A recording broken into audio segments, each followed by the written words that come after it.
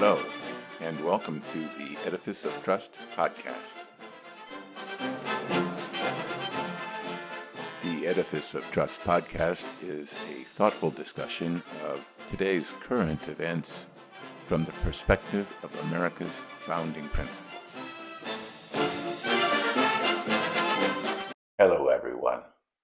News and videos of the bloody assassination of right-wing evangelist Charlie Kirk spread like wildfire across the internet and social media. Even before the initial shock wore off, both Republicans and Democrats, each in their own way, asked the question, what has become of our democracy? Calls to tone down divisive rhetoric have reverberated throughout the country.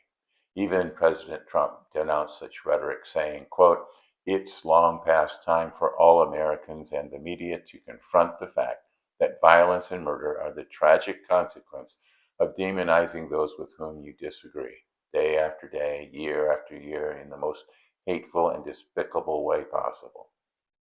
Unfortunately, he blamed only one side for such vicious speech, saying radical left political violence has hurt too many innocent people and taken too many lives.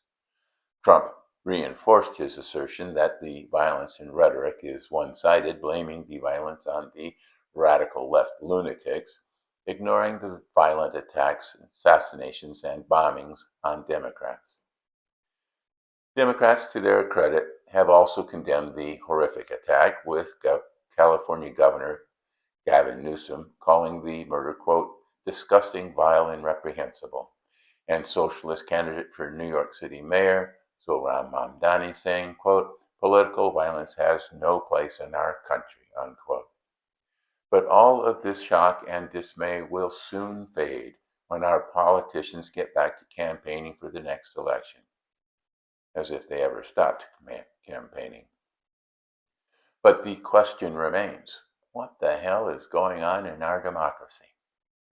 I gained some insight on this question as I read Gordon S. Wood's book, The Radicalism of the American Revolution, for which he won a Pulitzer Prize back in 1993. I have read many books about the Revolution and know all about King George III, the Stamp Act, the Boston Tea Party, Lexington and Concord, all the way through to Yorktown. But Dr. Wood takes a different approach to the causes of the Revolution. He compares the different social structures of the mother country, England, and the American colonies. He describes English social relations in the 18th century as vertical, descending from the king to the aristocracy to the artisans and to the peasantry.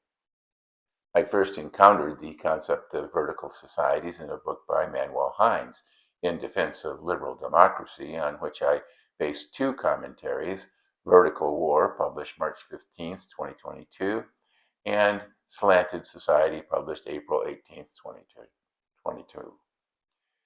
For example, the household staff of an English estate would interact with the estate's peasants and tenant farmers and with the estate's aristocrats, but would have little interaction with the staff, peasants, or gentry of the other nearby estates.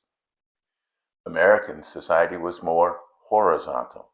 There were no great lords or great estates in America. Even the southern plantations paled in comparison.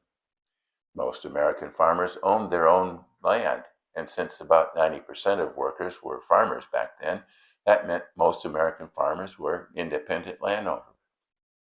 And without self-sufficient estates, the colonists had to interact with each other to provide the basic necessities of life.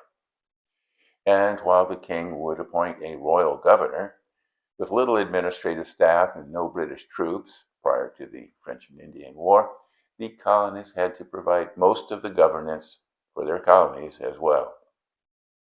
So cut off from the seat of power, reliant on a tenuous transatlantic connection by sea, and responsible for their own protection, the colonists developed a very independent society with a heavy dose of self-government. Much more so than England, even though England was developing the most liberal and eventually democratic country in Europe. The social structure of the American colonies was fertile soil for the Enlightenment ideas of John Locke and others. What Jefferson wrote as, quote, all men are created equal, others interpreted as all men should be free and independent. Individuals working in their own self-interest in cooperation with others, but not dependent upon kings or lords. As one contemporary noted, the revolution converted subjects into citizens, but it meant more than just a change in our relationship with government. It is also a change in our relationship with each other. But the American society envisioned by the founders never came to pass. The founders had envisioned a republic led by educated gentlemen divorced from the petty interests of making a living, such that they would be able to govern for all citizens and without regard to their own self-interest. But only wealthy elites could possibly meet this standard, and even such elites governed with an interest to create a society that would preserve their elite status. The free and independent citizens of the newly formed nation would have none of that. And so the democratic franchise spread across all white men and thence to black men and eventually all women. Although Dr. Wood theorized that this eventuality was a surprise to the founders, who were almost universally dismayed by the course of the country was taking, the framers of the Constitution included some limitation on the power of democracy in the separation of powers and the checks and balances on governance. It was the diffusion of power that enabled the United States to remain democratic for nearly 250 years, while Europe and most of the rest of the world remained mired in autocracy until relatively recently, escaping the clutches of authoritarianism only with the help of America. But if it was the structure of our society and the nature of our culture that was able to maintain our country as a democracy, and not the other way around, what has changed in our society and culture that so endangers our democracy now? The structure of our society has changed over the centuries, generally for the better. Slavery was abolished, the franchise extended, health improved, and life prolonged. Demographics have changed, and technology has changed the nature of work. We created the most prosperous and powerful society the world has ever seen.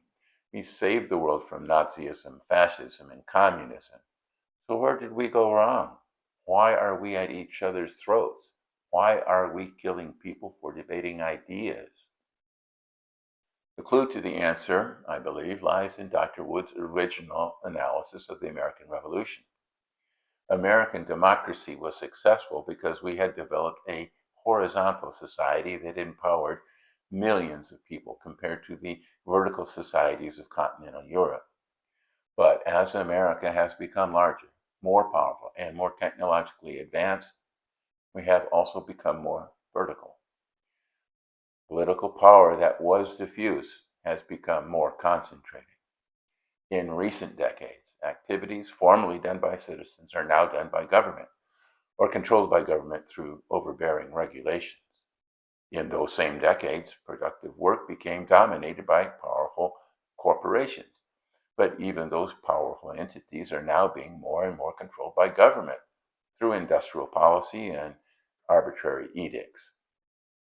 Once free and independent citizens are now becoming dependent subjects of the welfare state, and the scope of liberty is becoming constrained. The divisiveness plaguing our country are the riptides and eddies of that struggle to control all that government power as the extremes on both the left and the right battle for supremacy. Checks and balances created by the framers are being attacked. Power is being concentrated in the executive branch, abetted by a compliant bureaucracy as an inept Congress cedes its enumerated constitutional powers. The judiciary is the next target in emulation of the tactics that brought Hugo Chavez, Daniel Ortega, and Evo Morales to power. Party discipline based on absolute loyalty is textbook Leninism. The sound and fury continues unabated, and Donald Trump and J.D. Vance will milk this tragedy for all it's worth. Charlie Kirk is now a martyr of the MAGA movement, and the MAGA thought police are about to teach us what cancel culture is all about.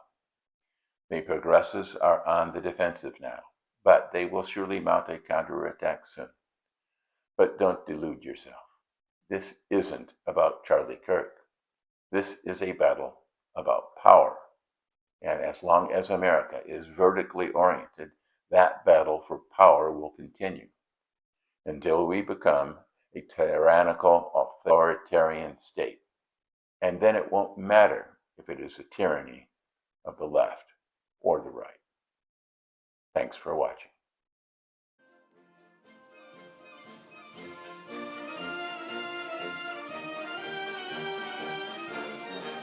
Links to source material used in preparing this podcast can be found on my website, www.edificeoftrust.com.